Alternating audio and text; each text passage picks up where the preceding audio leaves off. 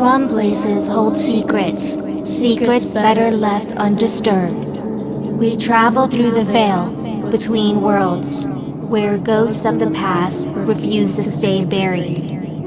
Prepare to witness firsthand the chilling evidence of the paranormal. The story of those who have encountered the other side and the unexplained phenomena that defy logic and reason. Are you ready to face the unknown? Welcome to Milkshakes and Ghosts.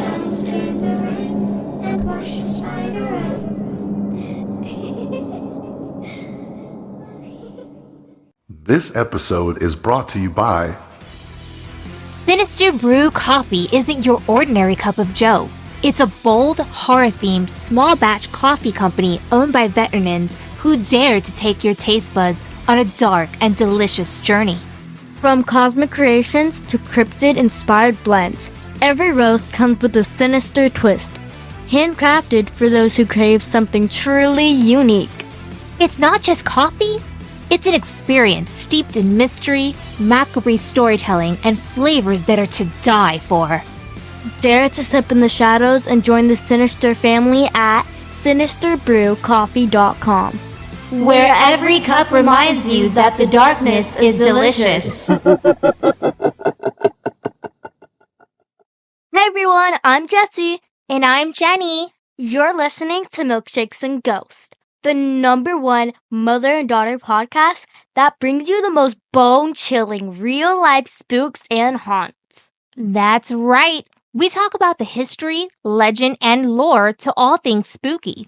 So if you're listening for the first time, then grab your favorite milkshake and get comfy. If you're an active listener, then welcome back. You've made it to Season 5! Season 5! Oh my gosh, you guys, I can't believe, Jessie, we're in Season 5! That's amazing! And we owe it to all of you out there. Thank you so much for your continued love and support for our show. We couldn't do this without you. We're so grateful to all of our listeners out there. You guys are awesome. You rock! And in celebration to making it to Season 5, our wonderful assistant Jack surprised us today with milkshakes. And it's so good. This is the first time in a long time we're not making milkshakes. Thank you so much, Jack, for making our life so much easier. We honestly don't know what we'd do without you. Thank you so much. Jack surprised us with skinny confetti cake batter milkshake. He did get the recipe online. The website he found this milkshake on is sprinklebakes.com. It's a good and healthy recipe. The only thing Jack did different is he got fancy with it. And he put our milkshakes in glasses that are really nicely decorated with this spiral-looking design full of sprinkles. It's so cool. It looks so cool the way he designed it. It really does. Usually when Jessie and I make our milkshakes, we just throw it in a tumbler, and you can never really see what we're drinking since it's in that tumbler with the lid. Jack got fancy with it. We need to do more things like him. He makes some real good milkshakes. Since we didn't personally make these milkshakes, we're not going to give a rundown on what's in it. Instead, we'll just link the recipe in our show notes for anyone who wants to try it. I truly recommend it. It's really delicious and more healthier than your average milkshake, at least the ones that Jessie makes majority of the time. Jessie's milkshakes are usually not too healthy. I can't talk though, because usually mine has coffee in it. But it really is delicious, so thank you so much, Jack. Because we're the JJJ squad, but just to let you know, Jack, my milkshakes are better than yours. Jessie, you're going to make him upset. Just flipped his head around so quickly. Don't make him upset, okay? So let's keep this celebration going and hopefully keep Jack from leaving us right now. We're kicking off Season 5 to a bone-chilling and terrifying start. Get ready to never sleep with the lights off again. And listen at your own risk. Our podcast is known to be haunted. Imagine starting college. You're walking down the hallway with your backpack and books. Little do you know, there is something beneath you, following you with every step you take. The restless souls of 232 nuns are lying in a crypt beneath the very grounds you thought were safe. And this is more than just a lore to some college students? Yeah, it's not just a scary story. Students at Concordia University have ghostly nuns as their roommates. But let's not get ahead of ourselves. Let's start from the beginning on how this all happened. In 1752, a farmer named Jean-Baptiste Goyer owned a plot of land near the heart of Montreal. Although Goyer had this nice piece of land in a good area, he was not keen on taking care of his responsibilities as a farmer. He preferred spending his time in the tavern. In May of 1752, Goyer announced he would be taking a trip to Quebec City.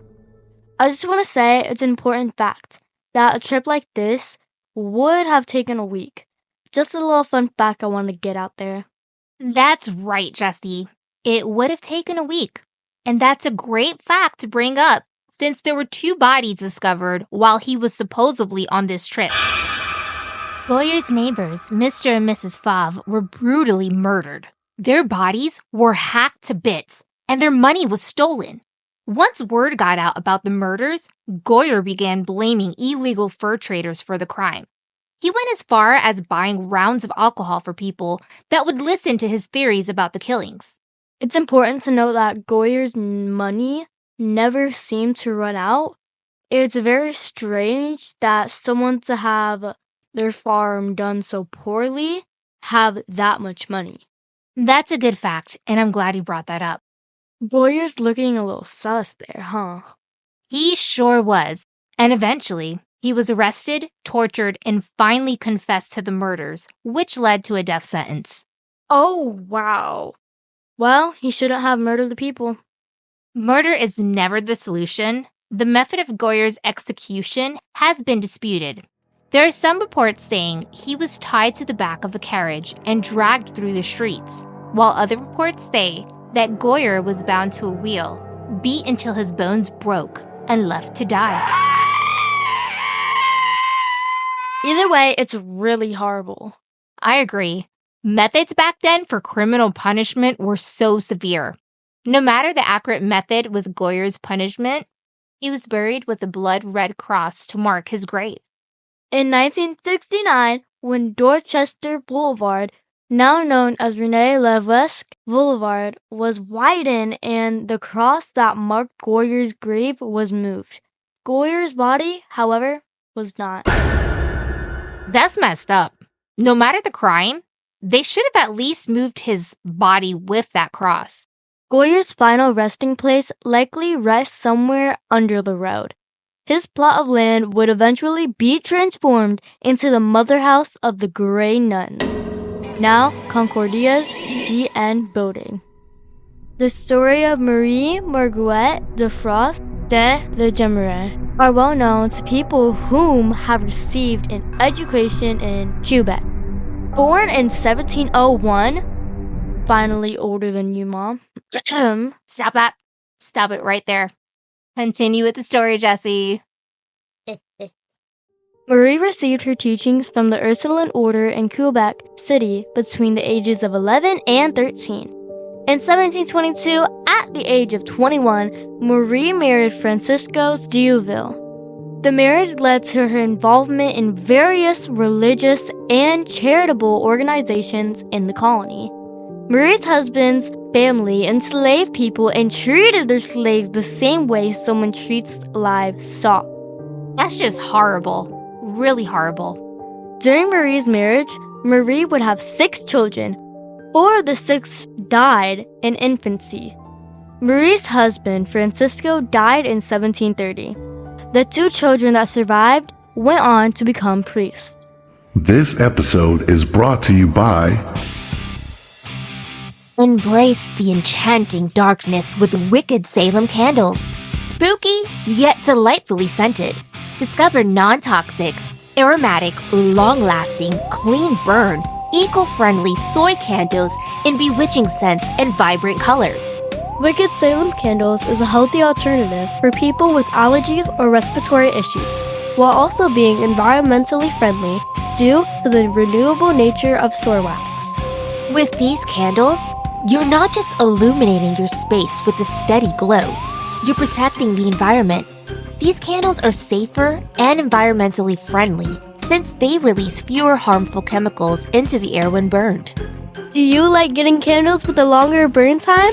Well, with Wicked Salem Candles, you'll get just that.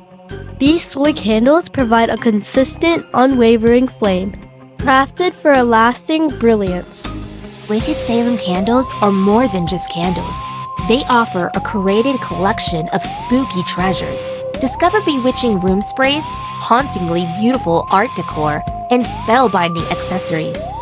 Whether you're preparing for Halloween, celebrating the fall season, or simply love a touch of the macabre, Wicked Salem Candles has something for you. Enjoy a touch of spookiness all year round.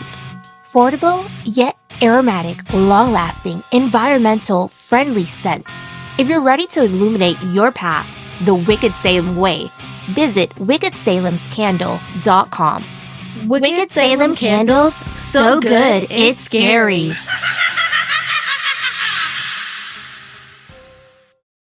On December 31st, 1737, Marie and 3 other ladies secretly founded an association, the Sisters of Charity.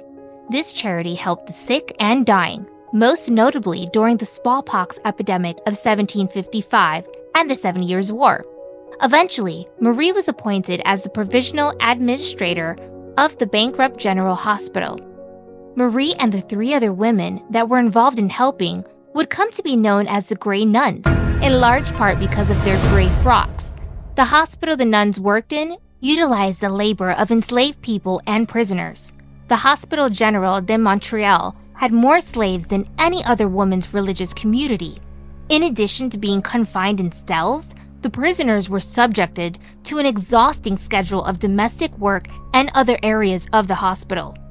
In 1765, a massive fire consumed the Hospital General, spreading over 5 blocks from Rue du Saint-Sacrement to the hospital. 3 people died in the fire, which left 215 families without homes and the Grey Nuns without a hospital. In 1771, the Grey Nuns continued their mission in Montreal, as well as out west. While the British expanded westward, the Grey Nuns were one of the multiple orders working as nurses and teachers in residential schools across Canada. The nuns were active participants in cultural genocide, tasked with what was called civilizing Indigenous children. Indigenous children were ripped from their families and forbidden from speaking their languages or participating in their cultural practices. The Grey Nuns were involved in over a dozen schools. Many survivors have said they had insufficient or rotten food, frequent breakouts of illness, and no medical care. Other survivors recounted abuse during their confinement in these schools. One school in particular had some really disturbing, documented events happen. This was St. Anne's Indian Residential School in northeastern Ontario and was administered by the Grey Nuns. Students recounted how an electric chair was used on them throughout the 1950s and 60s. Some children were as young as 6 years old. The nuns also used whip with 9 flails as a form of discipline for the children. That's a horrible form of abuse, to be honest. Those poor kids. According to the National Center, at least 89 children died at the Holy Angels Indian Residential School in Fort Chipewyan, which was another institution where the Grey Nuns worked. It seemed that the Grey Nuns had a beautiful plan at the start of it all. They wanted to help the young, the sickly, and elderly. What started as a great idea turned into something sinister. In Montreal, the nuns continued to work in hospitals, caring for the sick and the dying. Their commitment to the cause would be tested in the 1940s as a new wave of Irish immigrants arrived. These Irish immigrants were fleeing the second consecutive year of crop failure during the Great Famine from a typhus outbreak. The nuns worked in the fever sheds in Point St. Charles, caring for their patients over the course of nearly 2 years. They also cared for over 300 Irish orphans, whose parents died in the journey to Quebec. An estimated 6,000 famine refugees would die.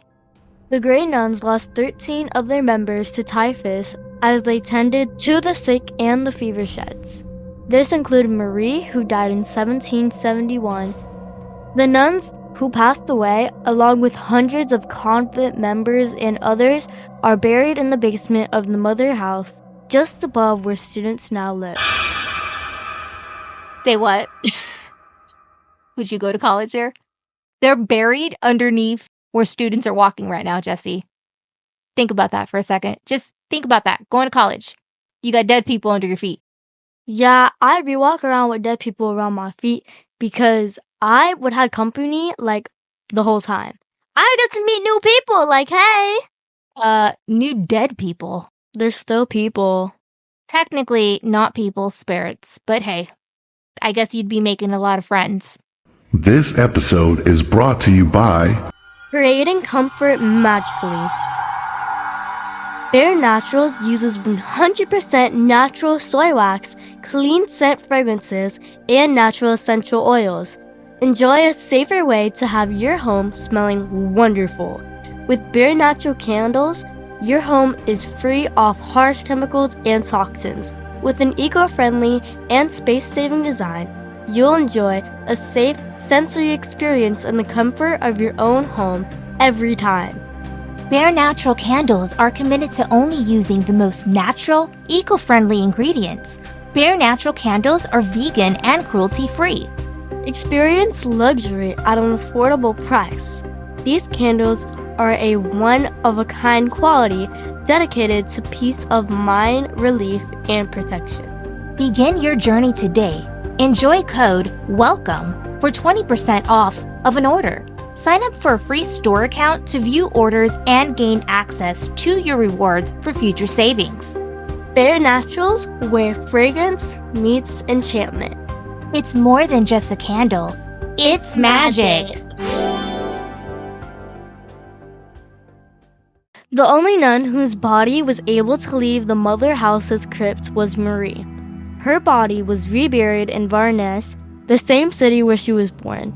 The other nuns' bodies remained in the crypt for concern of spreading the illness they were buried with if they were to be exhumed. The building construction began in December 1868. Its primary undertaker, Victor Bourgeot, became known as the architect of the Grey Nuns. He had worked on 3 previous projects for them: the chapel for the hospice St. Joseph, the refuge St. Brigide, and the renovation of a building in Châteauguay. Victor passed away in an accident on his way to a meeting with the Grey Nuns in 1888. He never got to complete his vision for the mother house. Tragedy would be a running theme plaguing the mother house. In the early 1900s, parts of the building were being used as a hospital and orphanage. One floor was occupied by recovering soldiers, and the floor above was occupied by orphan children. On February 14, 1918, fire struck the mother house. By daybreak, over 60 children under the age of 4 were dead. That's so sad. Soldiers and nuns made it out of the flames, saving dozens of children as firefighters worked to extinguish the blaze. It was later discovered that the fire was initially set by Bertha Quartermatch, who was hired as a nursery worker only 6 weeks prior. She was tried for the crime, but was deemed unfit to stand trial at the end of 1918. Bertha was then transferred to Hospital Saint Jean de Dieu, a psychiatric asylum where she would die 10 years later of pulmonary tuberculosis and cachexia, a wasting syndrome that causes muscle and fat loss. Now, forgive me, you guys, if I'm not pronouncing all the words right. A lot of these words are really hard to say, and some are in French, so I'm trying here. I feel like I'm drowning right now with Google Translator in my lap. This episode is brought to you by Tired of the same old coffee routine? Craving a cup of paradise? Introducing Kona Coffee House LV. Bring the magic of Kona coffee straight to you, wherever you are. Kona Coffee House LV uses only the finest 100% organic Hawaiian Kona coffee beans made by perfection by Sammy Scrumptious herself. These gluten-free and preservative-free beans are a rare specialty offering a unique and unforgettable taste experience. No need to wait in line. Kona Coffee House LV is mobile, delivering a taste of paradise. Book Kona Coffee today for corporate events, parties, venues, and so much more. Follow Kona Coffee on Instagram at Kona Coffee House LV for updates on upcoming events. Visit their website at konacopel.com to learn more and schedule your Kona Coffee experience today. Don't miss out on this exclusive opportunity to savor the world's finest coffee. Following the end of World War II, the Grey Nuns set up various missions in Africa and South America as their numbers started to drop. During the 1980s, the Grey Nuns no longer brought on new recruits. As their numbers continued to dwindle, they decided to sell the historic building. In 2004, it was announced that Concordia University would purchase the motherhouse. Once the purchase was finalized in 2007, the plan for the takeover was supposed to take place in 2002. It is likely that the Concordia University knew about the investigation from the 90s and the crimes perpetrated by the Grey Nuns when they bought the building. However, once the last of the occupants left in 2012, Concordia started renovating early. From 2013 to 2014, the space we know today was created. Initially, the motherhouse was slated to house the Fine Arts Department, but plans were changed. Today, the GN building serves as a student residence containing beds for 600 students, a reading room, a nursery, a garden, and various classrooms. While the legacy of Marie Marguerite Dufras de la Jemeraye and the Grey Nuns is of benevolence and charity, their role in slavery, colonialism, and residential schools over the course of centuries proves otherwise. And I'm so sorry if I did not say this lady's name right. I'm trying here. It's a lot of French names and words. I am not French, obviously, so this is a little harder for me to say certain names and certain things in these episodes, but I am trying. Marie Dufras de... Marguerite Dufras de la Jemeraye? Exactly what Google said. This episode is brought to you by... Looking for a reputable notary republic at an affordable price? Well, look no further. Mrs. Ashley Lutchman is now taking appointments and accepting new clients. Jesse and I needed some documents to sign for our podcast. We wanted someone with experience who was well known and didn't cost a fortune. That's right. One of our good friends had worked with Mrs. Lutchman regarding some legal paperwork they needed notarized and recommended her to us. She was professional, efficient, and affordable. If you need important documents notarized, email Ashley Lutchman at ashleylutchman@gmail.com. Ashley Lutchman can be found on Instagram and TikTok. I will link her socials and her email in our show notes. Ashley Lutchman is remote and commissioned in the state of Florida. So, the Mother House is now a college campus, but as we discussed, it was once a hospital and an orphanage. Of course it's haunted since there are still bodies buried underneath it. If you have something that was built so long ago and has a bunch of dead bodies underneath it, and was a hospital and orphanage, which means more deaths happened, and there was a fire to top everything off, this place is definitely haunted. Oh, it's definitely haunted. The Grey Nuns residence given a National Historic Site of Canada designation in 2011 is part of the Downtown Montreal tour. According to some, the observation nursery located in the Grey Nuns Annex building has been hosting some spooky tales involving the daycare children. It is said that the children tend to see the apparition of a little boy. People also see a man with tattered clothing and burnt flesh. Would you rather see a man that's burnt looking, or would you rather see a little boy if you had to choose between ghosts? I'd rather see a man with burnt flesh. Wait, what? Why? I would rather see the little boy. Would you want to see somebody with burnt flesh? I don't want to see nobody looking all crispy like bacon. I want to see a little kid. Little kids are adorable. It's on my bucket list. That is the strangest thing I think I've heard you say all day. So some students have said they are unable to sleep in the building and are constantly plagued by gruesome nightmares of disfigured children. Eyewitness accounts say that the building is creepy and you see a lot of ghostly shadows. Other reports talk about hearing music echoing from a piano in the building. There is a brown cross located where the Grey Nuns' motherhouse is. That's the mark of the murderer, Jean-Baptiste Goyer, that we discussed at the beginning of the story. He was the one previously buried at the crossroads. Whether you're standing outside or inside, the motherhouse, now a dorm for students, has become a nightmare. Students whisper of terrifying things. The heavy thump, thump, thump of unseen feet in the dead of the night. Horrible dreams of ghostly children and the chilling feeling of being constantly watched by something that isn't there. But it gets worse. Lights flicker on and off by themselves.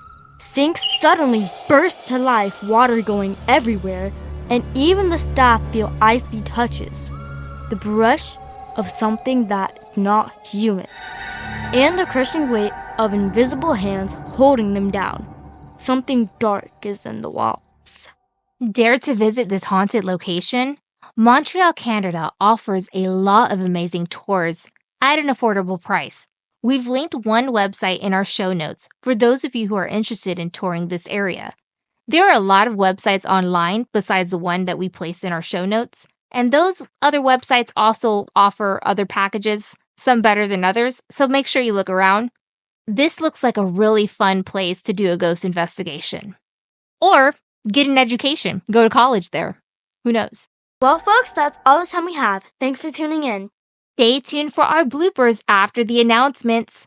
Trust me, after this episode, we probably have like 15 minutes of bloopers alone. We've been in here a really long time. Although you guys don't hear how long we've been in here, Jesse and I like to have a lot of fun, and that's exactly what we've been doing. So there are a lot of bloopers this time. Our bloopers are a great way to laugh after we talk about spooky and sometimes disturbing topics. It's all of our silly mistakes bundled up at the end of each episode. Trust me, you don't want to miss these bloopers, especially like I said this time around. We make a lot of mistakes and are just silly. If you have a spooky story and would like to have it read on air, or if you want to give someone a shout out, please write us at milkshakesghost@gmail.com. If you would like to follow our socials, we're on TikTok, Instagram, YouTube, Threads, Twitter, and Patreon. If you would like to become a Patreon member, please visit patreon.com/milkshakesandghosts. I will link it in the show notes along with all of our other socials. Join Patreon for free gifts and cool perks. Let's give a shout out to our awesome, amazing Patreon members. Hey, alright. Patreon. Hey, alright. Come on and join the trend. Hey, alright. Brothers and sisters, join me. It's time for Patreon. Mr. E from Special Delivery Show. Check out the Special Delivery Show. His podcast takes interviews to a whole new level. You guys do not miss his show. He interviews some amazing people, including me and Jesse. We were on his show, I think, in March of this year, so definitely check him out. I'd like to give a shout out to our sponsors. Sinister Brew Coffee, where every sip reminds you that the dark side is delicious. Wicked Salem's Candle, so good, it's scary. Fair Naturals Candles and more. It's more than just a candle, it's magic. Kona Coffee House LV, Hawaiian coffee delivering a taste of paradise. Ashley Lutchman, a reputable notary republic at an affordable price. All of our sponsors are listed in our show notes, along with links to contact them. I'd also like to give a big shout out to PsychoFiend13. He posts really cool content and has weekly lives with some amazing people. Go give him a follow. I will link his TikTok account in our show notes. Jesse, are you ready? Are you ready to announce our VIP members? M&G VIP members also include Alice from Haunted Road Atlas, Jonathan Morales, Olivia Perez, Mara Sanchez, Luna of the Darkness, Carlos Rivera, Hidden Shadows, Lynn Starscape, Eric Gonzalez, Jenna 44, Richard Walsh, Casey Spooky Stories, Jackals the Call, Darren Willis, Death Rock 1875, Electric 222, Claire Jones, John Jedi, Mothman Prophecy 424, Vampires Rock 222, The Blonde Happenings with Kelly and Brenda, Witches for Life 1892, Vicar is Real 76, Bloodsucker 95, 8 Nightmares 88, Witch Talk 65, Regular Rock 22, Tina and Ruben, Ramos 1972, Bruce All Spooky, Harmony, Joan of Arc, The Dark Side, Ronald H, Justin Tatum, Ryder Morales from That's So Spooky, Jada Camara H, Tony Espy from Truth's Out There, Nadia Edward, Colin Becca, Maiden, Ken and Susan Christina, Joe from Paranormal Countdown, Alan, The Star 1, Maxine, Terror Screams, Jules M, Victor Ma, Haunted Candy History, Wilson, Dan, Truth is Out There with Carly and Allison. Thank you all so much for being Patreon members. We appreciate each and every single one of you. We love you guys so much. And remember, keep drinking milkshakes. And keep being spooky! It's time for bloopers! Go fancy! Go fancy with it! Our podcast, you hear the way I said that? Podcast. Da-da. Da-da. No matter da-da-da. When George Hester... René Buscue. Hawaiian. It sounds like chimpanzee or chicken. Hawaiian. Chip! Okay, move. Now let me finish my story, girl. Bye, Felicia. Peace out!